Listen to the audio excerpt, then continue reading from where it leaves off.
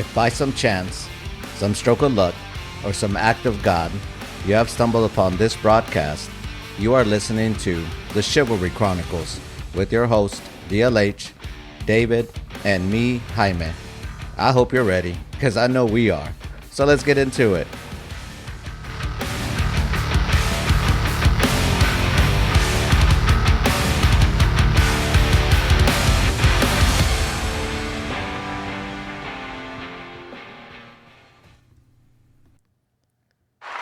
Hey, we're back with another episode from Chivalry Chronicles. Good afternoon, guys. Today, we're going to talk about teens. Teens then versus teens now. And we're going to give you some parenting tips. So, we were kind of kicking this idea around. I was talking to DLH about it. And David, what's going on over here? God damn it. What? Oh, man. Okay, now that we got everything settled, everybody has their drink, right? I don't want to hear any more opening. So get 5 minutes. Yeah, we had a little bit of rest, make sure everybody got a drink. That was a good laugh, too. Yeah. So we're all dads. I think we said that when we kind of introduced the podcast. David and I both have teenagers, I believe. David, Isaiah's 14. Yeah, yep. So we actually we all do. We all do. We all have 13. teenagers. Yeah. And so we were talking about it, and then we said, you know what? Let's discuss, teens then versus teens now. Meaning, when we were teenagers, kind of the stuff that we knew versus what our kids are having to go through and sort of learning from sort of our mistakes. And so we felt like this was a good enough topic to bring to you guys.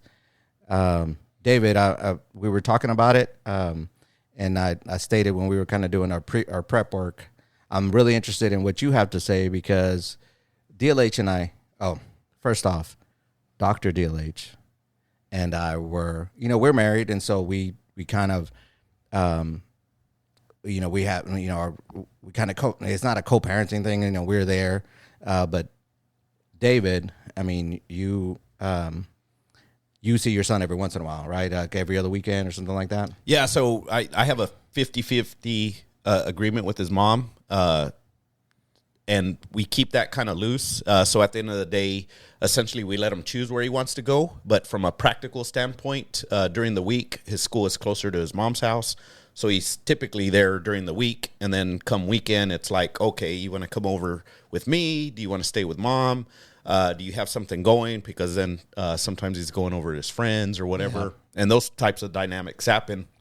So I don't necessarily see him. Like, for example, we're in October here, and we're in the final weekend of October. Right. I hadn't seen him all month. Wow. I was supposed to see him last weekend, and he was going to help with Fright Night, but unfortunately he was sick, so he didn't get to come out or really participate then.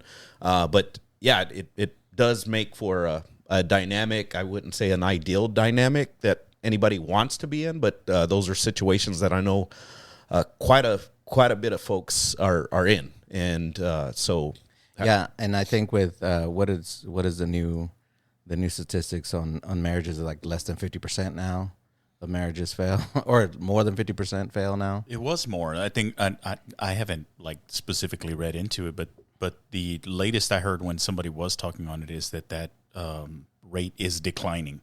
Oh, really? Yeah. Well, that's good. Although I think the statistic on people who don't want to get married is on the rise. Yeah. They're that's the other thing. Before we get off topic, the other statistic that I read is like millennials. The only reason they're buying houses is not to get a family, is so to give more room for their pets. Which I was like, that kind of checks out. My daughter's 22. She has 2 cats. That type of stuff. But anyway, yeah. Well, and now the post-COVID market makes that even harder. Yeah, houses are pretty expensive. Yeah. But so David, because I we can get to DLH, Dr. DLH, and I, but if you wanted to, I was just going to say a quick timeout, but very notable is that we now have a doctor in the room. So unfortunately, is there a doctor in the house? Yeah, we have a doctor in the house now. Now we may not get much from this doctor, but we are in the presence of a doctor. So congratulations to you, DLH. I know it's been a journey that you've been on for a while, and glad to see it kind of come to fruition, and you've accomplished it. So I'm gonna fans. What do y'all think? Well, gotta turn that up. Hey, there they are. There they are. And man, we had to spruce them up a little bit. I was like crickets. Yeah, they were like, we don't know what that is. Yeah. Well, thank you for that. Yeah, absolutely. Yeah, I think you stated that it was 1% of Latinos. Yes, of Latinos that with have a PhD. Wow. So I think I know two. Letty's cousin is also two. She has two cousins. Good. Both females, which I was like, is this only like a female thing? What the? Mostly. Yeah. Yes. And that's kind of what it checks out, like. But yeah, that's congratulations. We know that it's been kind of a long journey, I guess, for you. Oh no, it's been a long journey, and it doesn't even matter like the years, the journey itself. However long it takes for a PhD is hard. Yeah. And what was your thesis, or what is it on? Well, it's on, I think in brief, it's on, it's sexual violence, right? So it's rape offenses and how our varying definitions, jurisdictional definitions, impact rates of offense. And you chose this?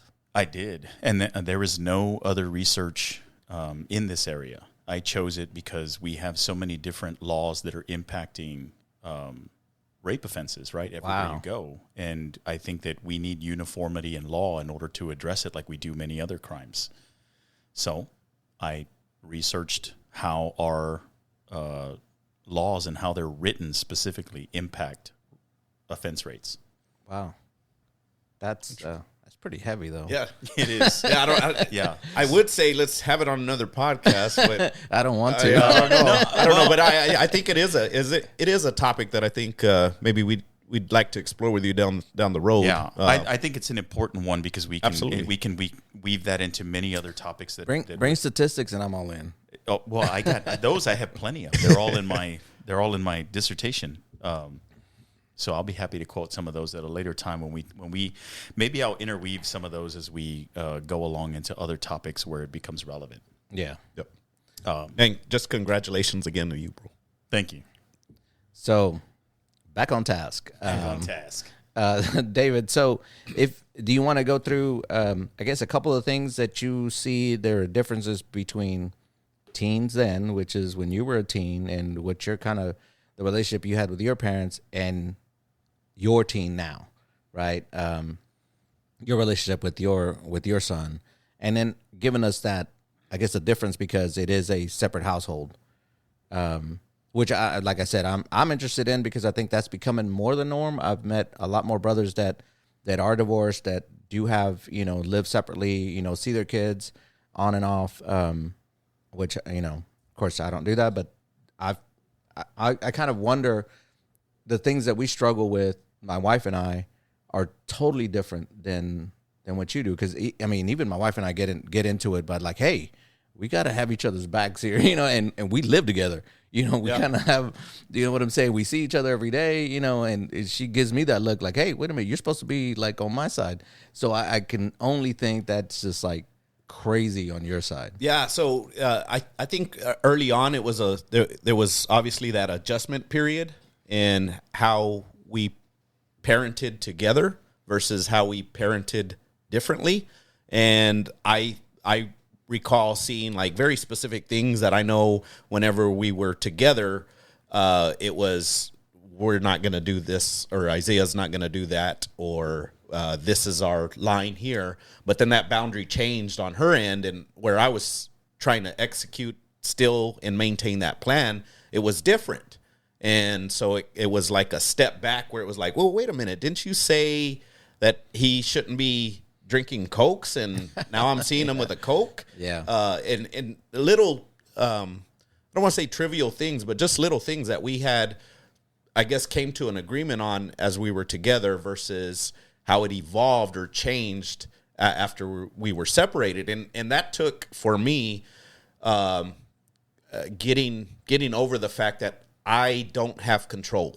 And that's the hardest thing. So as soon as you're separated, you don't have control 100% of your child at that point.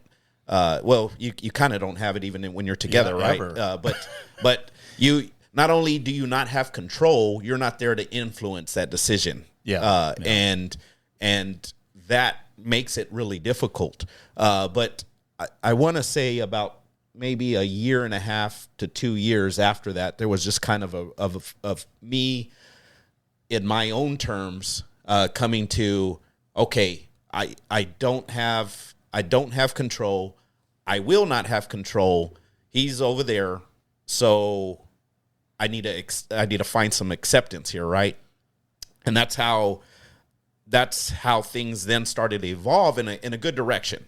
So I am happy to say that typically on bigger issues that concern Isaiah, we usually talk to each other. If he's in trouble with his mom, when he's with me, she kind of lets me know, hey, Isaiah did this, and this is what I am not letting him do or what I'm having him do as a result of that. And then now we're just trying to I'm trying to carry that, and then vice versa. So if hey, Isaiah did this, so whenever he goes over the house, I'm hoping you can help me by doing X, Y, Z, right? So those are kind of like the big things, and it there is still some of that needing to let it go whenever I do. Sometimes I feel like some of his punishments don't fit the crime per se. Right, yeah. So you have to just kind of let it go. So my question then is, because if we're talking about co-parenting, right, and then Isaiah being the only child that you're co-parenting, right? Correct. So when you get into this particular form now, and I know that all of it is new experience when there's only the one kid, but when you get to a teenage year, right? Teenage years bring their own specific challenges, I think, and we're all learning that as we go along, because even though we were all teenagers, we didn't view what we did as problems. Right? Yeah. We were just doing. So now that you're here, do you find that experience any different than before, or is it the same? Like, do you have to go through a whole new round of questioning? Do you find yourself having to be, I don't know, going through more time periods of like, I don't know where he's at, and we need to talk more. We need to think about this more. Like, does any of that? Yeah. So I start thinking about, as I grew up, I mean, my dad and I would spend time together, quite a bit of time together, right? But we weren't conversing. So I remember taking 4-hour road trips, maybe even 8-hour road trips with just my dad. So it's my dad and I'm sitting in the front seat, because it's not like today's kids that sit in the back seat. Like, my son is 14 and still sits in the back seat, has no desire to sit in the front seat, which was unheard of back then. We were fighting over the front seat, right? Shotgun, right. But going back to me growing up as a kid, I know my dad and I would go on these road trips, and if you were to consolidate our whole entire conversation over those 4 hours, it's probably about 15, 20 minutes of conversation. The rest of the time we're jamming out to music and listening to music. I recall being a teenager and my dad starting to fall asleep on the road. So that would be whenever it was like, hey, Dad, blah, blah, blah. Let's chat about whatever. It's just bringing up like random things here and there to kind of keep the conversation going. But fast forward to today, I kind of find myself where I am with Isaiah, and there's certain things that don't actively come to my mind to just like breach conversation, right?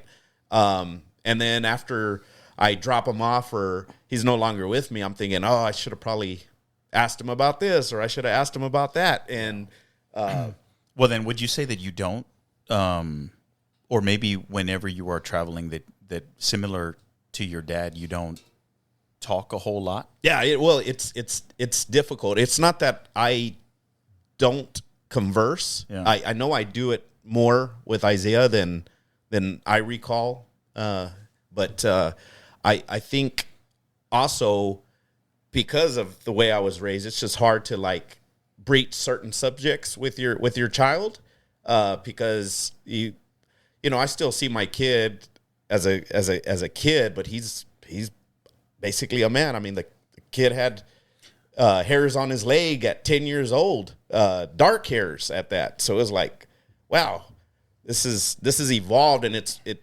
for me, it's even almost like that sadness too, because I feel like I miss half his life essentially. So whenever I come to him, there's I think for me, I'm also still navigating through how to transition, knowing that, you know, this kid's going to be driving a car here in a couple of years. This kid's going to be doing certain things, and I can't coddle him like I do a child, but I still want to. I want to do those kinds of things, or I want to protect him from everything, but I know he's got to be exposed to certain aspects of life to get through it. Yeah. Well, when I think about, you know, like I've heard you say that before about not having a whole lot of conversation when traveling, and I thought back on my own childhood about that sort of stuff. I really don't remember a whole lot of conversation either. Certainly nothing that was targeted about anything that I was experiencing or going through or Right. whatever. None of it was ever focused like that. It was just more observational. What do we see out the window, or that sort of stuff happening? Slug bug. And I can't tell you where it came from, but I am like on the other end of the spectrum there. I almost talk too much, right? I know y'all can't view that. Y'all No, can't see that happening whatsoever. absolutely. The runtime on DLH on this podcast is about 80%. Finding things to talk about is not one of the problems I have. Choosing them. So choosing them and yeah, just sort of staying there. But I use that. I think a lot about like the junk time, right? I think I've mentioned that before. The junk time in between. The hardest thing for me is trying to decide whether the conversation I want to have is something that is not in the car. We need to be face to face when we're sitting at home. Versus the things that we talk about that can be in the car, right? Because some things, if we're going to talk about the serious realm of conversation, there's some things that I think that y'all can agree with this. There's some things that are harder to talk about where you prefer not to be face to face and eye to eye, right? You have to say things, and you're next to each other, Right. But it would be awkward for us to be looking at each other. You're lifting cinder blocks, right? And stuff. Like so. So we have some of those conversations that happen in the car, and if they need to go beyond that, then we'll do that. We'll table it to later on. But even if we're not doing that, I will try and talk about anything. Like when I think about their interests, so when I have both kids in the car, they're going to be subject to whatever music I like. And this is just an example. Yeah. And then I start to talk to them about music and all of that stuff. When they're in the car individually with me, I might choose the music based on their particular preferences, Right. and then use that, right? And it could be anything as easy as like singing a song with them or dancing in the car. And then I'll use that kind of as a segue to talk about whatever interests. What are you doing? What concerns you? Now, when you're How's saying it doing? whatever, like, are you in your mind? Are you actively trying to do like a specific type of parenting thing, or is it just more just like No, they'll be conversation? listening to Doja Cat, and it's like, speaking of feline cancer. I was like, what? Dad? Stop. So if we're thinking about this from a parenting perspective, right? I don't want all conversation for them to reach a point where they feel like if I'm trying to talk to them, oh, he must be trying to get at a problem. Oh, hell. Here come Right? Eminem. Like here, It's coming in hot. He's gonna talk about this, and because when we have a targeted conversation, I can easily go 45 minutes, an hour. I believe it, of this stuff back and forth, right? Which I think is a very good deterrent. It absolutely is. Yeah, because if you don't want to hear me talk for 45 minutes, don't do something to make me talk for 45 minutes. Yeah, because I think that's even worse. Yeah. That's even worse sometimes is your kid, or I think it's worse for the kid, is hearing you for 40 minutes rather than like, like getting swatted or something, like back in, yeah. And I have used that when we talk about something, usually, again, to my team, right? And then it's kind of like, is this brief mentioning of it enough, or do we need to sit down? Yeah. And he knows what I mean, 45 minutes to an hour. He was like, nah, we're good. Do you want a dissertation? He's like, no, we're good. Because I'm a doctor. So I'm a doctor now. So, yeah. So I think even outside of those, when we're in the car, that is a parenting strategy I use. Is I try to fill up all of those times with any conversation, because if we can have even fun conversations in between, then it indicates to them that when I am talking to them, it doesn't always mean problem. Yeah. And what I'm hoping on the back end is that they can come to me with both wins and losses. Yeah. Right. So talk to me when the things are good, but also come talk to me when the things are bad. And then I also try and use some things too when I am even in the car or whatever, and we talk about something, and then we bring it up. And if they are angry or whatever, and you give them the space, if you're not ready, then fine. You can just tell, even if it's just tell me to listen, but you don't need to hear nothing from me. Yeah. I'm good with that. Right. Yeah. And then after that, cool. We'll listen to music so that we can take it, all expectation of conversation down, and then just leave it at that. So, yeah. How about you? Strategies for you? So, what I wanted to kind of lay out, this is what I tell a lot of brothers and friends that start having teenagers. I kind of give them a guideline, right? I say, like, my favorite age for kids was anywhere between 3 to 6. I love that age because they believe everything you say. Yep. They're holding your hand as you're walking. I loved them. Yeah. And so whenever they got like 12 to 14, I like to say, like, they get mean, they go out of their minds, they become monsters, and it just becomes like you don't know this kid anymore. And they say the stuff that cuts deep to you. And then when they start getting like 15 and 16, I like to say they start coming back to earth. They start realizing, man, maybe I was a little bit hard on dad or mom. Then 17 and 18, they get more introspective. I was telling you guys, I was like, with Joaquin, sometimes he still snaps, right? He's like, oh, whatever. And then I'm like, hey, son, calm down. Let's, and he's like, sorry, Dad. I had a bad day. This is what happened. And I'm usually like, okay, cool. Let's talk about that, because that's important. With my daughter, we kind of went through the same thing. 12 to 14, man, she was just a totally different person. So the things that we did with them from the time that they were kids, like babies, is something that my wife came up with. Is it would happen every time they got in trouble, right? And it's like, why did you get in trouble? And then they would say, because I did this. And then you was like, what happens when you do that? Well, these are the consequences, right? And then at the end, I was like, okay, so what do you do now? Like, give dad or mom a hug and a kiss. And then they'd leave, right? And so every time they got in trouble, they kind of knew, okay, this is what I did wrong. This is what happens when I do that. And this is what I need to do. You need to just kind of, hug and then hug it out. So with our kids, I mean, just like y'all were saying, it's totally different. I had the same relationship with my dad. My dad's old school, tough love type of dude.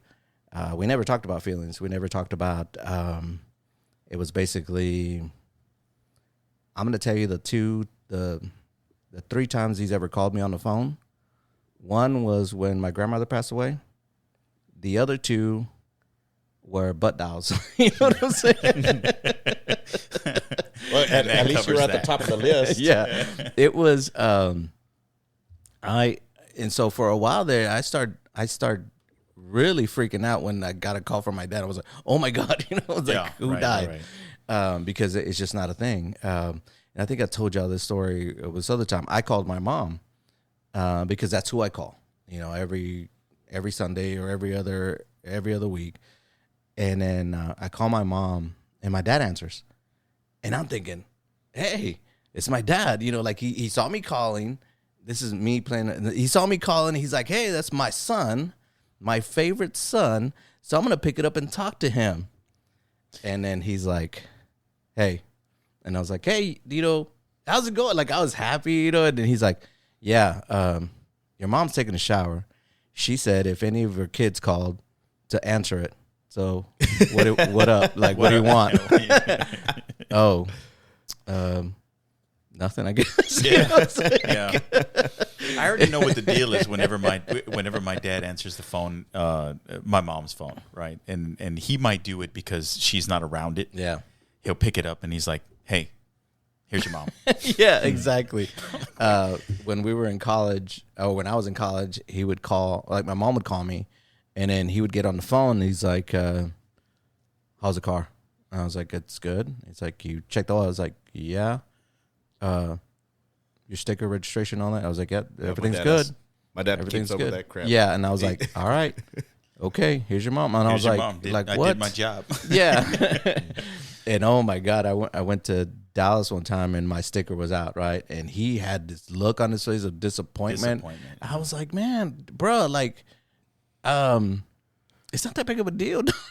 Yeah, and he's like, no, but he was like, you need to get that fixed now. Yeah, like, I was like, my dad does that same thing. I'll do that. Yeah. Now, I'm curious.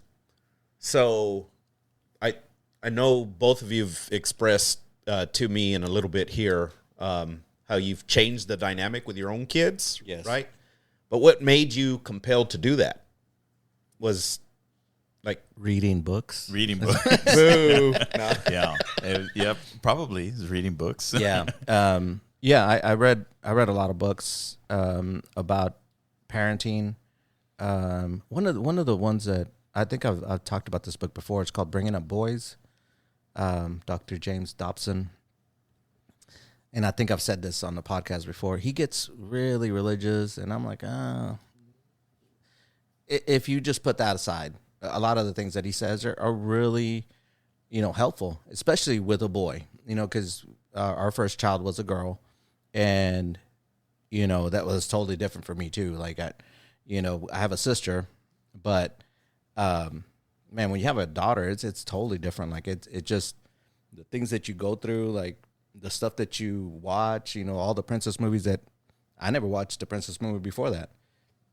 So when I started reading about parenting, because you don't know anything, you know what your parents did, and then you start figuring out maybe that wasn't the best thing, you know, maybe it's okay to go, hey, good job, son. You know, maybe it's okay to go, I'm proud of you, I love you, like that type of stuff, like, because I didn't get any of that. And you do, when you notice it with other kids, you're like, hey, that'd be kind of cool. You know? Yeah. Like, yeah. And Now, so I have a question now, Right. based on what you're saying. Okay, so reading is helpful, right? I would say as a parenting tip. oh yeah, Even if you're not going to just believe everything that you read, Right. Read, Yes. use it as information. Take and what to you want, inform what you're going to do from there going forward. Now, the question I have is why? What drove you to want to read up more instead of just doing what you had experienced? Oh, so I've always read, even as a kid. It, you know, from the time I was in the 3rd to 4th grade, I read all the time. Like, I read every book I could come across. And so when I graduated from college and my wife and I started, moved to San Antonio, and then we started thinking about having kids, my wife reads too. I mean, we're both avid readers. And so she started buying books about pregnancy, right? So what to expect when you're expecting, a Latina's Guide to Pregnancy, all this stuff. And so I was like, oh, you know, we're having kids. Like, so I started reading those books too.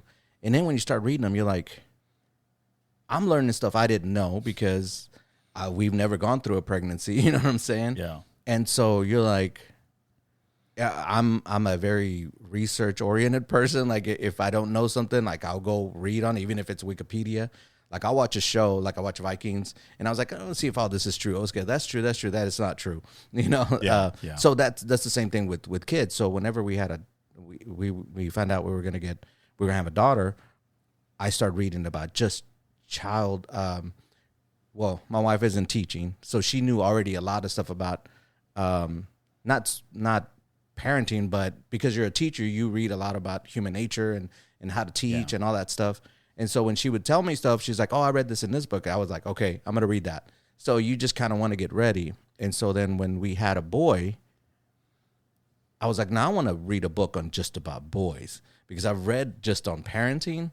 I want a specific book on boys and stuff that's different with them." And so Bringing Up Boys was a really good example of that, where he talks about just the nature of having a son as opposed to a daughter. That type of stuff. Now, to fast forward and to kind of hone in more on the topic today on teenagers, is there specific books that either you have read or reading specific to raising teenagers? I was just thinking that now because I have read a book on how boys learn best, but the title of it right now escapes me. I actually have two of them at home now. One of them I am currently reading.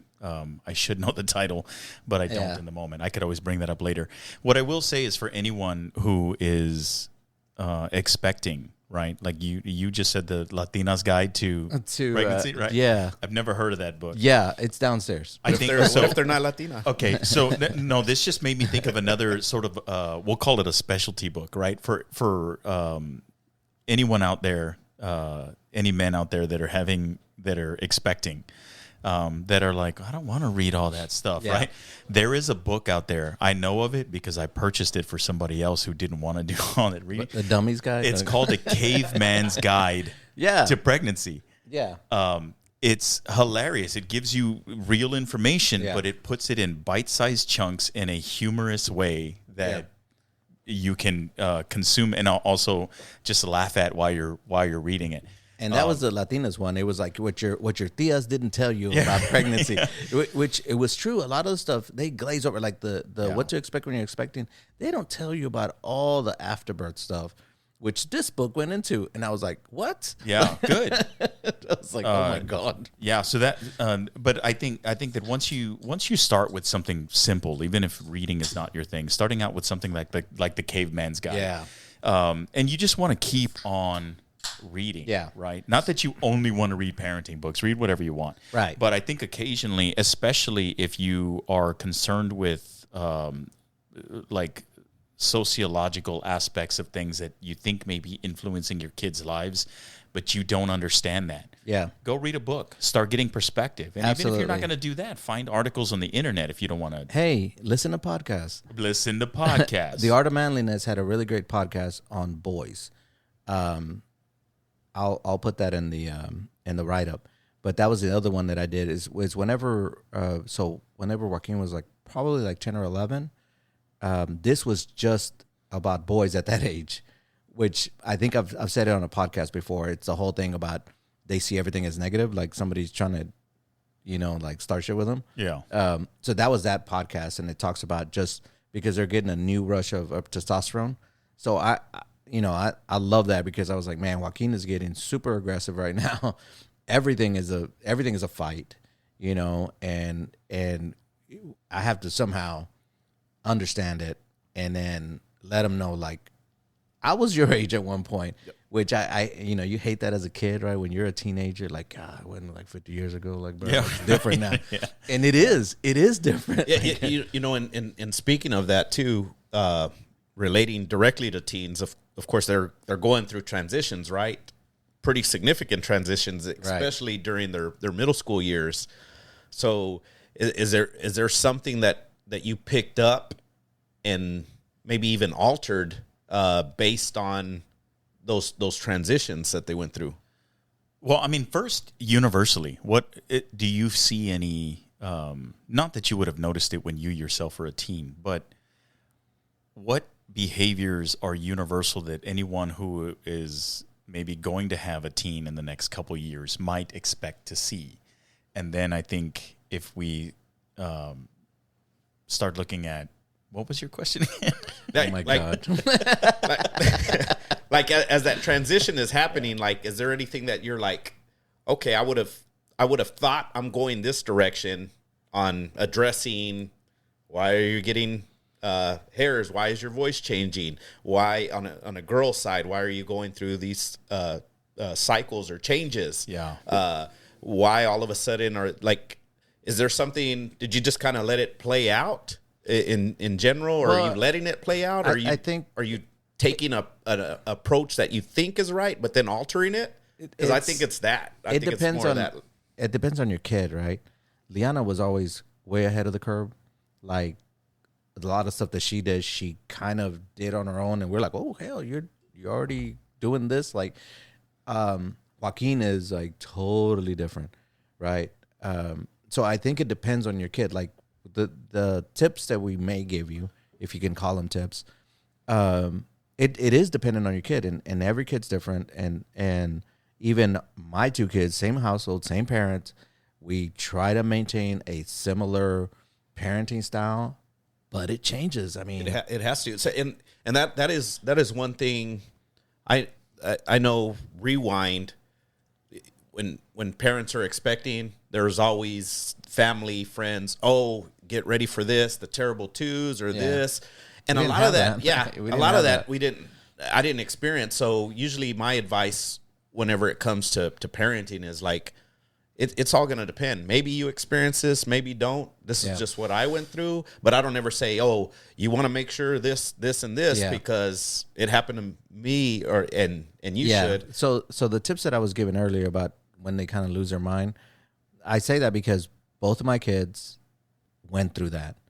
And when I talk to other parents, their kids went through that. Yeah, I feel like that's a bit of a given. Right? Yeah. It's now we can't tell you exactly what that's going to look like. Yeah. That depends on your My kids were household, parenting mean. style, all that stuff. They were so mean. But yeah, I think because we were talking about this before we even got into recording. But Si, who is 13, he's barely into his teenage years, and there are some very noticeable differences in how he does things and how he relates to us. And he and my wife, man, sometimes they are, they're at each other, on each other's nerves. We'll say that. And I don't necessarily interject unless I'm asked to. Yes. But that is sometimes necessary to do. Yeah. And in talking to him, and then I just have to bring an awareness to what he's doing and why his mom is mad. Yes. Right. And it's not like I'm not asking you to not feel something. You're not being his lawyer. But Right. Yeah. But like, feel whatever you're feeling. But there's still an appropriate way to behave yourself. And you will bring yourself back to that. Yes. With some decorum, right. And respect. And that sort of stuff. Do you find yourself giving him grace because he's transitioning? Yes, I feel so because Yeah. all the things that I believe take place with teenagers, right? He spends a lot more time in his room by himself. He closes his door. Yeah, that whole thing. The room is dark. All the shades are pulled down. It is cold in there. Like, what? Are you a freaking vampire? Like things. It's crazy. Yeah. And so some of these, because I do try to broach some of the subjects of what he might be experiencing, just to let him know, been there, done that, right? You're not the only one in history that ever experienced what you're experiencing right now. Yeah. I know that it can be uncomfortable to talk about it, but I'm here, and those might be one of the conversations where you were having next to each other, but not looking each other in the eye, right? Oh. That sort of stuff, but. Yeah, we do talk about those things. I do try to give him as much, I think, grace as possible for all the things that he's going through, because this is also, like, he's in 7th grade. This is also a very big learning curve for them too, right? And whether we I've been through 7th grade, that's not a big deal. When you're going through it, it's a big deal. Yes. And so I try to remain mindful of that. And the fact that he's going through whatever physical and the other thing that you have to do is I did this with my son, is like, that's my wife you're talking to. Like, you will treat her with the utmost respect. Or I've said this to my son, like, son, that woman in there is the person that has loved you and will ever love you the most of anyone else. and you talking to her that way, that Yeah. that conversation, they need to know, like, hey, man, Okay, so bro, that's my woman right there. Like, I want to tell you one tactic I took with him when he was one time disrespectful in what he said, right? And it wasn't like like blatant overt, but he was disrespectful. Yeah. And so I'm like, all right, well, I'm not gonna yell at you and whatever, right? I'm gonna take the time because I had to drive him somewhere to his next thing anyway. So while we were driving, I bring this up to him. Okay, so here's what your mom was addressing with you, right? Mm-hmm. And all she did was approach you and ask you for information. Okay, you're mad. You're not even mad at her. You're just angry or frustrated or whatever it is. And then he's like, yes. I'm like, all right. If a stranger approached you right now while you feel what you feel, are you going to yell at them? Yeah. And then he was like, well, no. I would just tell them whatever I needed to tell them. And then I was like, why wouldn't you yell at that person? And he was like, well, because that's not good manners. They didn't do anything to me to deserve all of that. And I was like, so what you're telling me is that you can scrounge up enough decorum to behave decently to a stranger. Yeah. But you can't gain enough of that to be respectful to your mother. Yeah. And then it was like an immediate shame that went over him. And then he was like, you're right. Yeah. And I was like, well, you know what to do now. And that's what we tell our kids. Would you do that to Coach Minnow? No, I wouldn't talk to would you do that with Trevi? Like their coaches, basically my daughter's coach, our dance coach, or my dad's, or my son's football coach. Because if you talk to any teacher, they're like, your kids are so well behaved. Right, yeah. And I was like, you know what? And what sucks about it is the reason that they do those outbursts with you is because they're comfortable talking to you like that. And that's the twofold answer, right? It's like, it's good that they can burst out at you like that, but it also sucks because it's disrespectful and they have to know that. And so part of it is, and so what was funny is that when my son, he's 18 now, so he had a girlfriend. He's had like 2 kind of serious relationships. And one day I was like, son, if somebody talked to your girlfriend like that, how would you feel? Well, I'd be mad. I was like, that's my wife. You know what I'm saying? Right. It's like, Yeah. that's my woman. Like, you know what I'm saying? Like, he's like, ugh. And so it was funny when my daughter started dating, like when she was in high school, like 18 and stuff like that. My son was kind of a ass to the boyfriends, right? Good for him. Yeah. Good for him. him. He was just like, whatever, like, and then, so then when he had a girlfriend, he's like, so Liana, can you be nice? He was like, oh, now we're gonna. She's like, well, and then, oh my God, he did a 180. He was all like shaking her hand, like other boyfriends and stuff. Hey man, I was like, oh, okay, now we're different. Now. I know with Isaiah, generally speaking, he's always been really respectful around me. He's like pushed little boundaries here and there, but nothing of significance.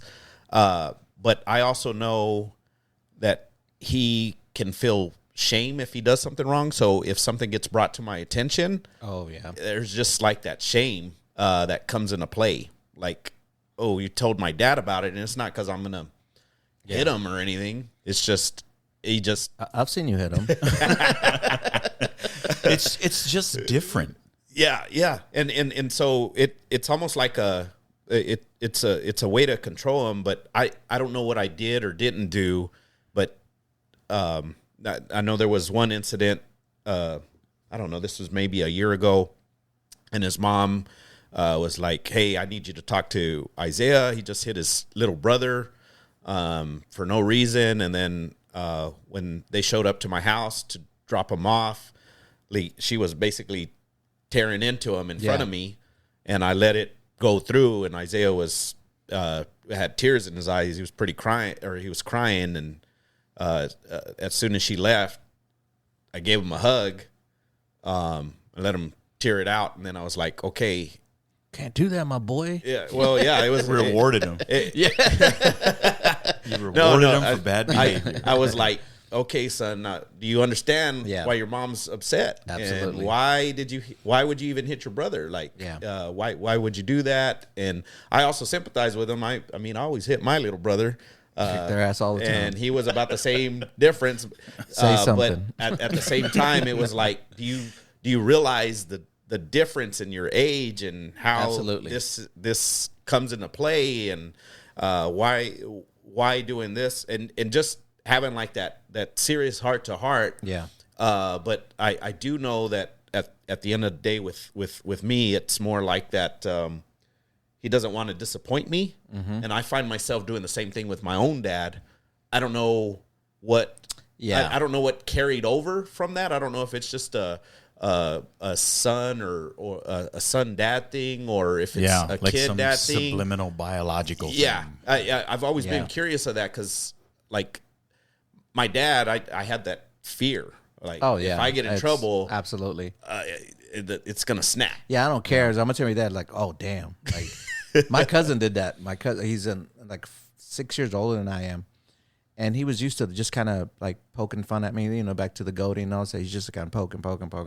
And then one day I just fucking blew up. I was like, blah blah blah blah blah. He's like, oh really? I'm gonna tell you that. I was like, fuck. I was like, damn it. and I was a kid, dog. I was like probably like 11 or 12. And I just, I was like, oh man. And so I go to my dad, right? And I'm like, so this happened. I was like, really? And my dad was like, okay. Like, like he didn't, like, it just, I don't even know if he even remembers that conversation. But I was like, when you're a kid and you're like, shit, I let me go face the music, and whatever comes, right? And I went and talked to him. I was like, look, I was talking to so-and-so, and I said this, and I apologize. And he's like, okay, like, move out of the way, like I'm watching TV right now. Yeah, my dad, I remember he would pick me up in middle school, so I was in 7th grade, and he'd pick me up at the end of the day. Well, I had got into this fight. It wasn't a fight that I picked. It was a kid that was picking the fight on me. Yeah. And I ultimately fought him. Got in trouble where it was like, oh, your parent needs to sign this. Yeah. I remember getting in the pickup, and I'm like scared to tell my dad. And I'm like, I fought this kid and blah, blah. And my dad was like, did you kick his ass? and when he said that, it was like, whoa, wait a minute. I thought I was about to get in trouble. And my dad's like, no, wait, well, what happened? I said, well, he followed me in the restroom, and then I just started, he pushed me as I was taking a leak. He was in a wheelchair, Dad, fighting. but that's okay. But yeah, I just remember my dad was like, that was the first time he was just like, if you're defending yourself, like you need to. Yeah, you need to defend yourself. We never had that conversation. Like, I think I had those conversations more with my brothers than I ever had with my dad. I was talking about this to someone else. I was like, I'm a middle child, right? I have 2 older brothers, a younger brother and a younger sister. And I always felt like I didn't have direct contact with my dad. It would kind of go through my oldest brother. And sometimes, and sometimes punishment would come down from him. He's like, oh, so you got to do this because, you're screwing up. And sometimes he'd be like, hey, you're being a little disrespectful to dad or whatever. Mm-hmm. And I'm like, you did the same. You always try to justify what you did, right? Yeah. And as a kid, I was like, whatever. And I almost resented my brother more so than my dad. But, and I still have that kind of relationship with my oldest brother where he can probably come over and he could probably still take that role. Like, hey. He was the man of the house in training. Yeah, exactly. And so a lot of the stuff that it just didn't feel like I could just go talk to my dad, by myself. Like I had to kind of ask management over here. It's like I'd like to set up a meeting with with my father. Well, I have mentioned this not to y'all before, but I have mentioned this to SI, right? Like to the podcast. Now to the podcast.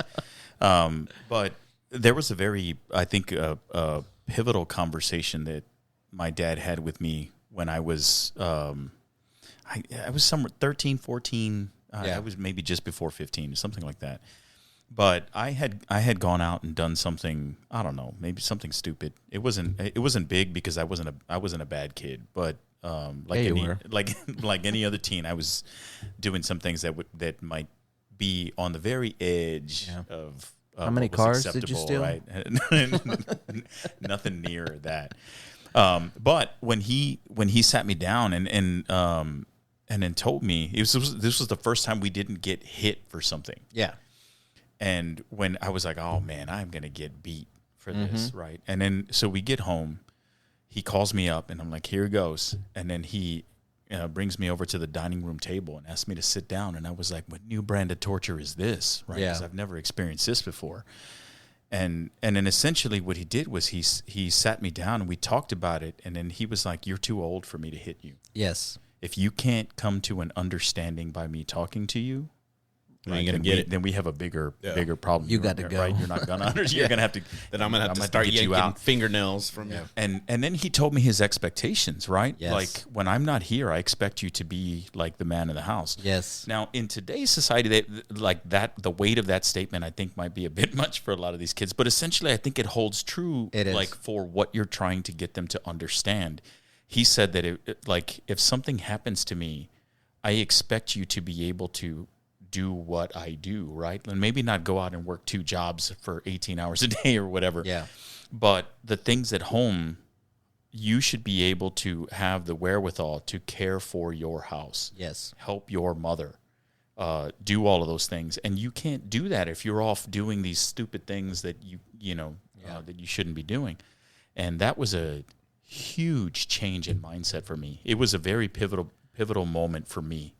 And what I started to do from that point on. I have to agree ultimately in the approach. I think the most significant things that I remember about my dad in terms of getting me on track were, because generally if I got in trouble, like as a little kid, something like that, it was that fear. It was that bolt of lightning from Zeus coming down kind of feeling. But there were like pivotal moments where it was more of this calm. And I remember my dad would say, hey, mijito. And my dad didn't necessarily use that word regularly, but when he said something like that, and then he would just kind of tell me the expectation and just like this calm or whatever, like those are the things that hone in on whenever I'm talking to Isaiah. Whenever I'm parenting with him, it's more like, I don't want you to fear me. I want you to respect me. Right. But I don't want that. I don't want you to have that fear to come to me. And so finding kind of that balance. And I think at this age, at about 13 or 14, that's the conversation I had with my son. I said, look, the spanking and all that stuff, the hitting, that's not happening. Like I'm going to start treating you like a man, but you're going to have to start acting like a man. I said, if you're a man of your word and you and I decide on something, you have to do that. And I'll have to do it too. And so I think that conversation happens about this time because that's when I had it with my son. So when I tried to appeal to SI, right? Because I've never hit him. I don't hit. But when he started doing certain things, never swatted him. Nope. You're weak. None of that. Weak. We did that all the time. So it's psychological warfare. Yeah. That's where my battleground is. Really? Yeah. That was Liana. So whenever we talk about it, of course I appeal first to the sentiment. Do you care about the household and the people in it? Which of course he does. And then when I start mentioning now, if I'm not here for whatever reason, something happens to me, I don't ask you to do these things because I want to punish you or torment you or anything like that. If something happens to me and mom needs help to maintain the household, I need you to know how are you taking out the trash and the recycling, and how do you cut the grass, and how do you use tools, and how do you fix things around the house? So when I bring you in to come and help me fix something, I'm not doing it. It's not a punishment because I'm punishing you. You need to learn these things. These are life skills, right? And so that's the approach I try to take. Yeah, and I think that's perfect. That's a perfect segue to what we're doing, and kind of wrapping up the podcast. So, do you have any parenting tips? I know we talked about a bunch of them, but David, do you have one or two that we can board approve, to kind of cap this episode of Chivalry Chronicles? I think it would be understand that every child is different. Yeah. So having flexibility in your plan when parenting is critical. Yeah. Okay. Doctor? There is no one size fits all. Absolutely. Don't rely on only the information that you have with you. Right. Read more. Yes. Learn more. Incorporate it. And even as your policies and your lives are shifting, you can absolutely incorporate those into the things that you're trying to impart, right, on your kids. But keep talking. Keep talking to them. Be involved. And hear them out. Don't just talk at them. Talk to them. Yeah. And with them. You mean with them, right? Well, to them. A little with them. Yeah. Yeah. My wife and my daughter were talking one day, and she got a question. She was doing something, and she said, "Who did you learn more from, your mom or your dad?" And my daughter, and I want to say that it kind of hurt my wife's feelings a little bit, but she said, "Dad," and so she said, "Why?" And she said, "Because Dad explained things in detail of why I was in trouble." And I would do what you just said with my daughter and my son. Do you understand why mom is upset? Do you understand that she had this, expectation from you, and this is what you brought, and this is why she's upset? Do you understand? So I'm the kind of the over explainer, but she would get the kind of the fury from my wife, like, Liana, but I was like, this is why this is happening. And so the same thing with my son. And the good thing though is, like, sometimes I was a little harder on Joaquin, and my wife was a little bit harder on Liana. And so sometimes I'd be like, okay, let's break it up. And I was like, I would tell my wife, I was like, you've been a little hard, like, in the kind of over here by the side. And then she would do the same thing with me, like, you're a little hard on Joaquin, you need to go back in there and just kind of smooth it over. But I think one thing, like DLH, I read a lot to kind of prepare myself for parenting, and then the books change as they get older.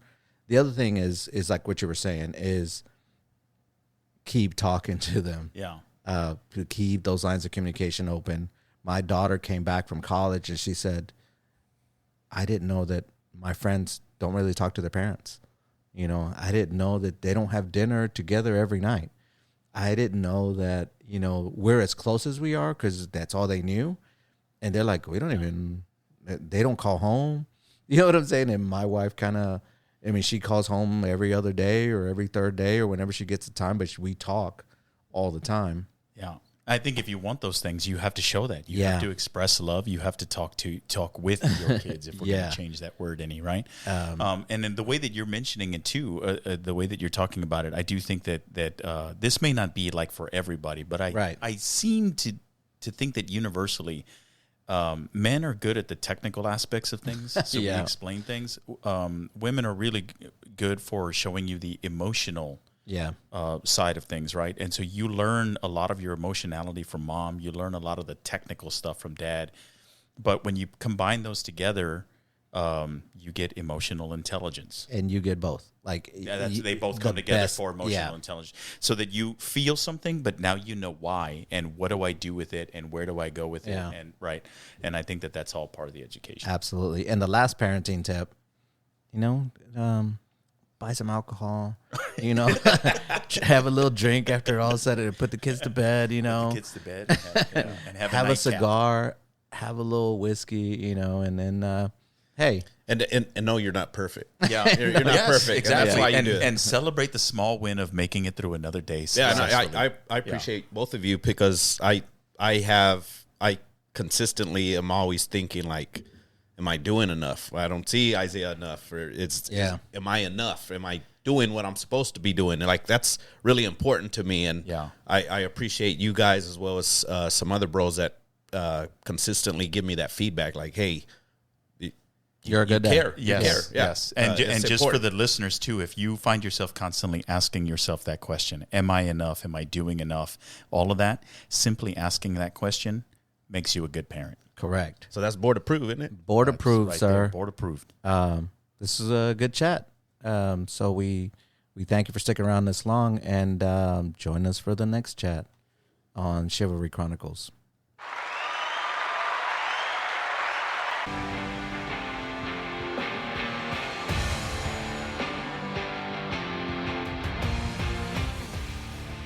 Thanks for listening. If you enjoyed this episode and you'd like to help support the podcast, please share it with others, post about it on social media, or leave a rating and review. To catch all the latest from us, you can follow us on Instagram and Twitter. Thanks again, and we'll see you next time.